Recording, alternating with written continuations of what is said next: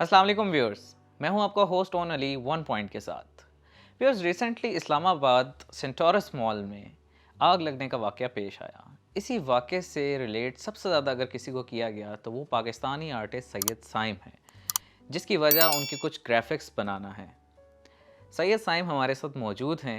आइए इनसे जानते हैं कि असल कहानी दरअसल है क्या। अस्सलाम वालेकुम साइम, वालेकुम सलाम। कैसे हो आप? अल्हम्दुलिल्लाह। अच्छा साइम, सबसे पहले मैं आपसे ये पूछना चाहता हूँ कि दरअसल करते क्या हो आप? मैं बीएस कर रहा हूँ और मेरा फाइनल ईयर चल रहा है हम्म। और मेरा प्रोफेशनल फिल्म मेकिंग है। Okay, nice. सेकेंडली मैं ये आपसे पूछना चाहूँगा कि ये जो वाक़या पेश आया और इसमें सबसे ज़्यादा आपको हाइप मिली आपके नाम को लेकर, वो दरअसल वाक़या है क्या? इसका बैकग्राउंड था क्या? एक्चुअली 1 महीने पहले हम लोग एक फ़िल्म पे हमने प्रोजेक्ट स्टार्ट किया था, अच्छा। जिस पे हमें कुछ स्पेशल इफ़ेक्ट्स को ऊपर हम काम कर रहे थे। Basically we wanted to burn a building, hmm. तो वो हमने दिखाना था। उसके लिए मुझे कोई रेफरेंस चाहिए था जिस पे मैं एक्सपेरिमेंट कर सकूं। अच्छा। और मुझे कोई इस्लामाबाद में बिल्डिंग कोई इतनी लंबी नज़र नहीं है, तो मैंने रेंडमली सेंटोरस को चूज़ कर लिया। अच्छा अच्छा अच्छा, ठीक। खैर मैंने उस पर एक्सपेरिमेंट वगैरह किया, उसको मैंने कंप्लीट करने के बाद पोस्ट कर दिया हम्म। और इंस्टाग्राम पे भी पोस्ट किया था और देन मैंने उसको ट्विटर पे भी पोस्ट किया था ठीक। और सेम डेज पे दोनों एक साथ पोस्ट मैंने उस टाइम पोस्ट कर दिया था। हम्म। देन उसके बाद मैं भूल गया, टाइम गुजरता गया और अभी रिसेंटली 2 दिन पहले जो इंसिडेंट हुआ है, जी जी। एग्जैक्टली आफ्टर 1 मंथ हम्म। सेंटोरस को जैसे ही आग लगी तो सब ने जो मेरे क्लोज सर्कल में थे उन्होंने मुझसे रिलेट किया और मुझे अच्छा। उन्होंने कांटेक्ट किया सही और सही। वहीं से ट्विटर पे वो वायरल होनी शुरू हो गई, क्योंकि मैंने ट्विटर पे भी जाके के ये चीज़ पोस्ट की थी कि अच्छा। I was working on this project और मैंने सारी चीज़ें मेंशन कर इस तरह जब ट्वीट की और लोगों को पता चला हम्म।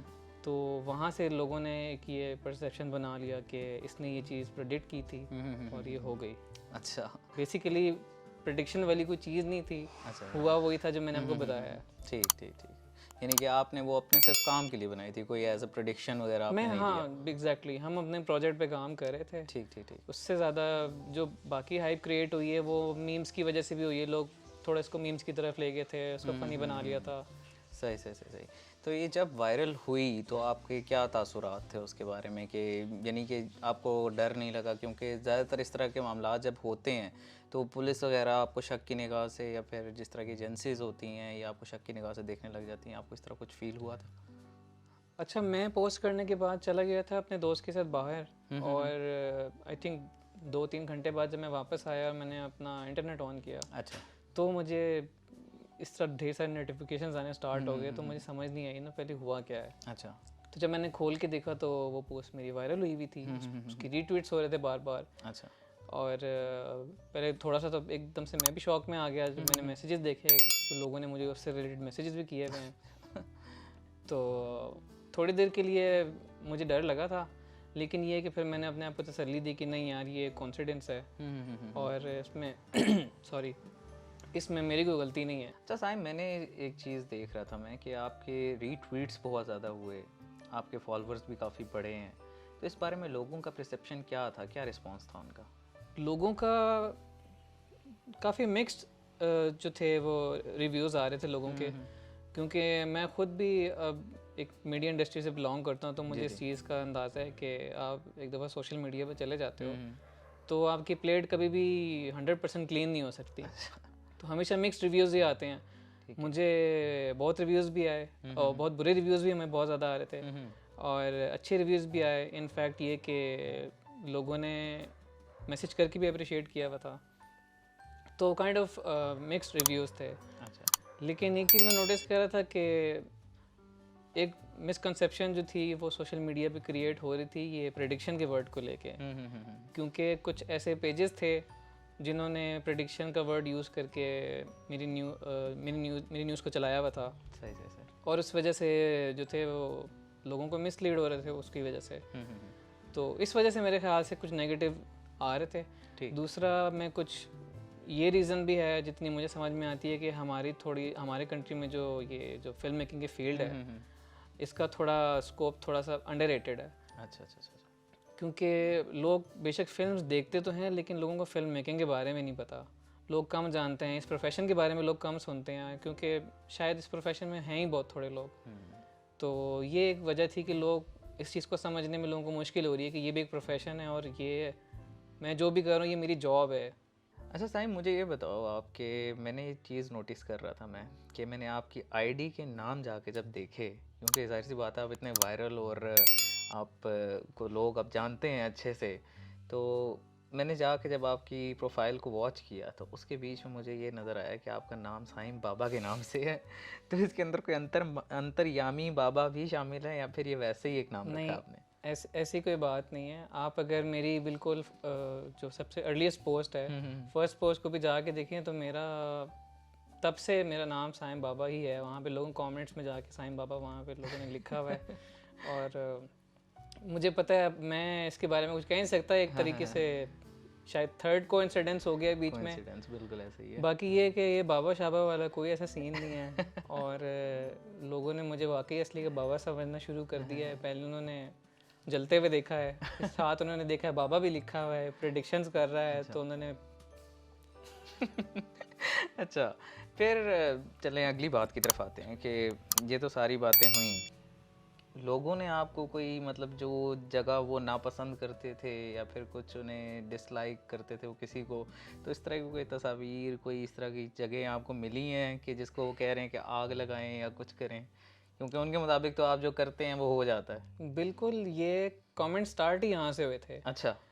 मुझे याद है फर्स्ट कमेंट किसी लड़के का था, उसने अपने यूनिवर्सिटी की पिक्चर डाली हुई थी और नीचे लिखा हुआ था प्लीज़ इसको आग लगाएं। तो लोगों ने वहाँ से पहले यूनिवर्सिटीज़ पे आए हैं, फिर लोगों ने कहा कि हमारा ख़ानदान जला दो। अल्लाह अकबर। तो इस टाइप की काफ़ी लोगों ने फ़नी, कोई कह रहा था मेरी यादें जला दो। तो मतलब ना, अब लोग फिर मीम्स की तरफ आ गए थे। लोगों ने मीम्स वाले कैप्शंस यूज़ कर रहे हैं रीट्वीट करने के लिए।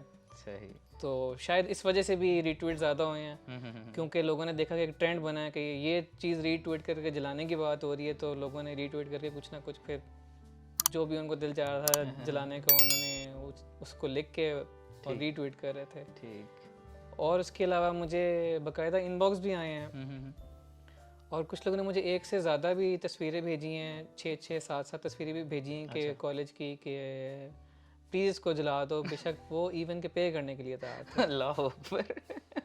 ये तो एक्सट्रीम पे पहुंच गया जो बंदा भी था। अच्छा चलें, सारी बातें अपनी जगह पे, लेकिन वो जो यादों वाला बंदा था ना, उसकी यादें आप ज़रूर चला दें। वो बहुत मुश्किल में होगा यकीनन, तभी उसने ये बात आपसे कही है। अच्छा साईं, मुझे ये बताएं कि आपने इस वाक़ये से क्या एक्सपीरियंस किया है कि आपको ये चीज़ें करनी चाहिए?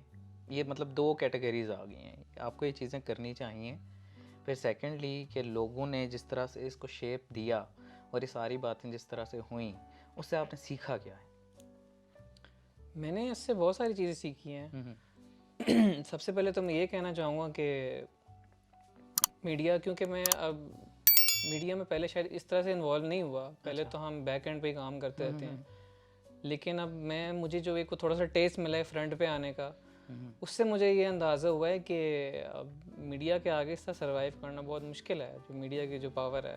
बिल्कुल। तो एक दफ़ा जो चीज़ शेप ले लेती है, उसको फिर आप बहुत मुश्किल होता है उसको जस्टिफाई करना, अपने आप को डिफेंड करना, अनलेस कि आपके पास कोई बहुत सॉलिड एविडेंस हो या फिर कोई इतनी सॉलिड आपकी लॉजिक होनी चाहिए कि आप उसको डिफेंड कर सको। बिल्कुल ऐसा ही है। एक चीज़ मैं ये हाईलाइट करना चाहूँगा जो कि हमारे पाकिस्तानी टीवी चैनल्स और पेजेस पे बहुत ज़्यादा कॉमन है, और मैं इस चीज़ के बहुत अगेंस्ट भी हूँ।